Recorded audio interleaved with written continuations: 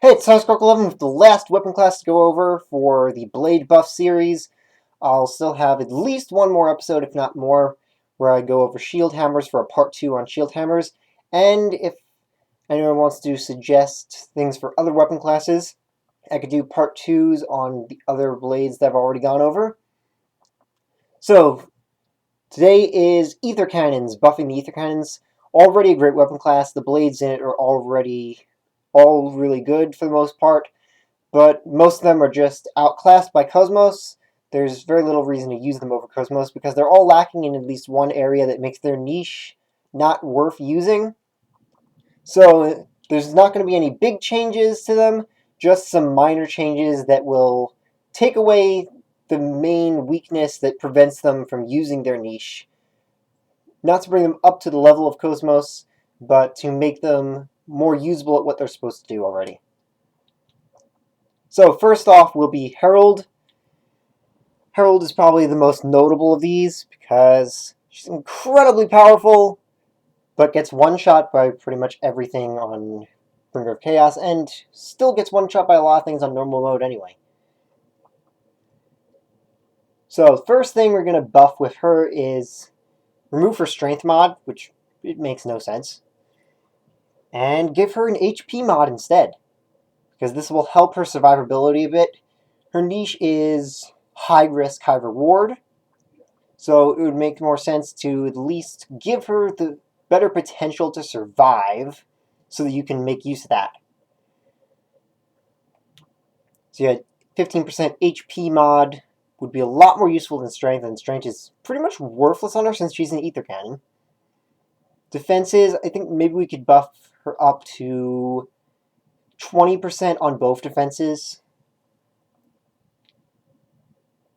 So nothing to change with specials. For skills, I think we could change this to where it stays at 20% at all levels and only increases the damage. That way she would have effectively 0 defenses in both and wouldn't be quite as easy to get completely one-shot. I mean, 0 defense is still bad, but at least with the extra HP and it being 0 defenses instead of minus 10, she would be able to take some hits and just barely survive, and it would make it easier to use the high risk, high reward nature of her, since you want to only get hit by as minor things as possible. This is awful. We're going to change this to a similar effect, but one that is much more useful, and that is decreases aggro gain by 30%, or, I mean, 30% is okay. Maybe we could bring it up to 45% even. But aggro reduction is just totally pointless. That means that it only reduces aggro that you've already gained, that when you lose aggro, you lose it faster.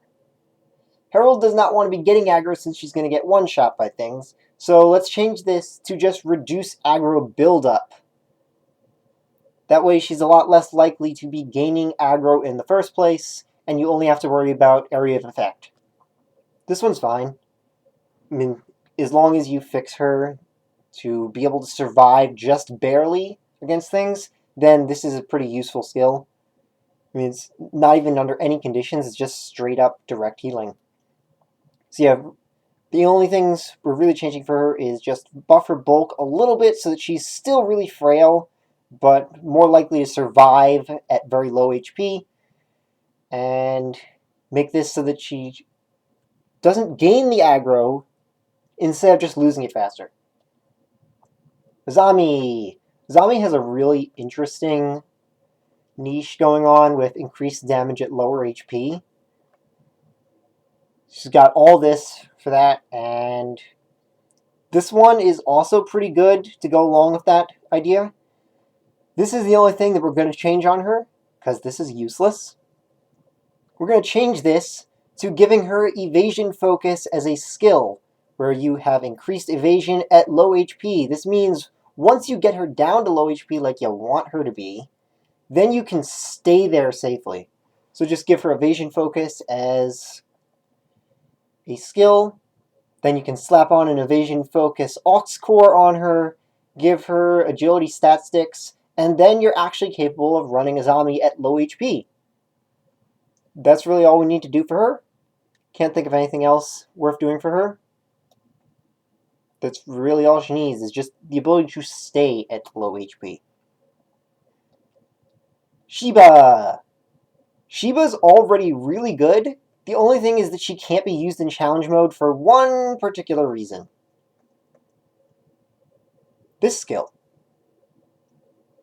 There is just one really simple change to this skill that would make Sheba infinitely more usable, and that is ether cubes count towards this skill's activation.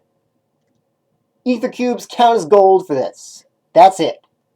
Suddenly, she's able to be used in challenge mode. Also, I'm not sure if this drops ether cubes when you use it, but if not, make this drop ether cubes when you use it. So that's it for Sheba. Sheba's already just really good on her own. It's just the challenge mode nerfs her by taking away her gold. So let ether cubes count towards her gold.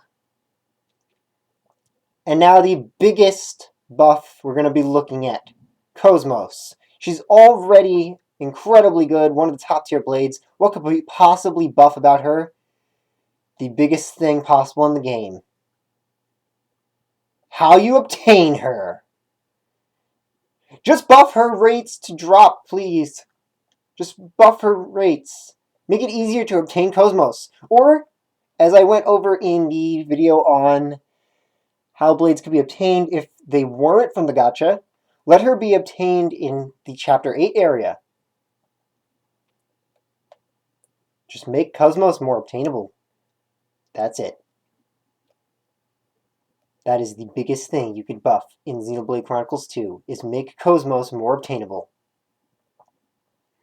So, again, I'll be doing a part 2 on shield hammers next. If you watched to the end of the video, then comment Blossom Dance down below. And if you've got any ideas for buffing other blades that I've already gone over, then let me know about that, and I'll maybe do a part 2 on some of the other weapon classes I've already gone over. We have updated ideas on them, like I'm going to be doing for shield hammers next. So, see you next time!